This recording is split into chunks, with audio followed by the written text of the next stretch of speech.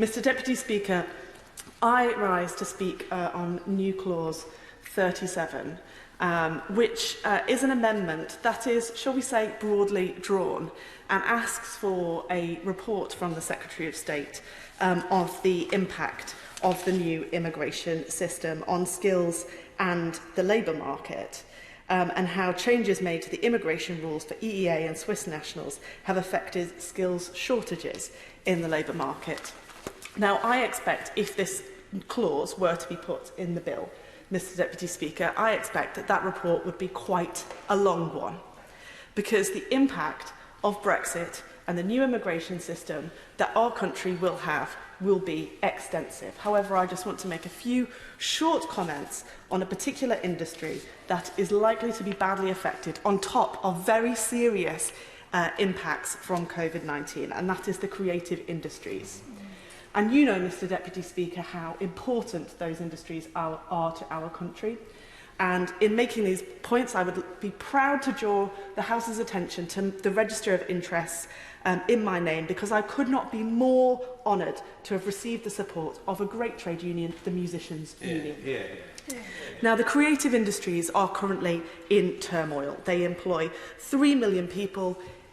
It is an underestimate to say that not all of those people are wealthy. I know there are some very wealthy people in the creative industries, but the vast majority of them are not at all wealthy. They earn around the average income in this country. And Brexit is already a challenge for this industry. There are a myriad panoply of issues that the creative industries face, from copyright and IP protection and so on.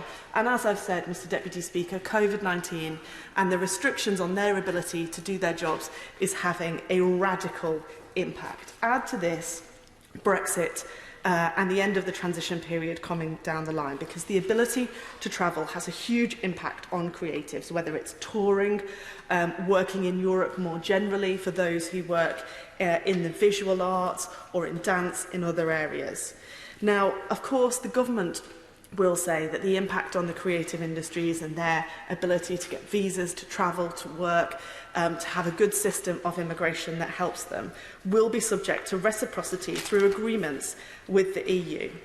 But actually, for creatives, this is not a zero-sum game.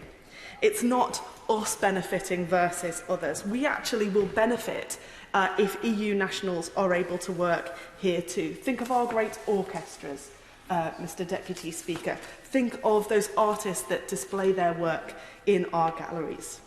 Therefore, we need to know now what the government's intentions are, and we need to secure this new clause 37 so that we can monitor the impact of their policies. What kind of future do they envisage for our creative industries? I would ask the Minister. What kind of reciprocity on social security arrangements and other practical limitations to the ability of those working in the creative industries and the arts to work elsewhere in Europe do they foresee? How do they choose to underpin the ability of some of our finest artists, our best musicians, our most talented creatives? How do they plan to underpin their ability to work across the continent and for their partners in the creative pursuits to work here? This could have a massive impact, Mr Deputy Speaker, on the future of one of Britain's most important sectors.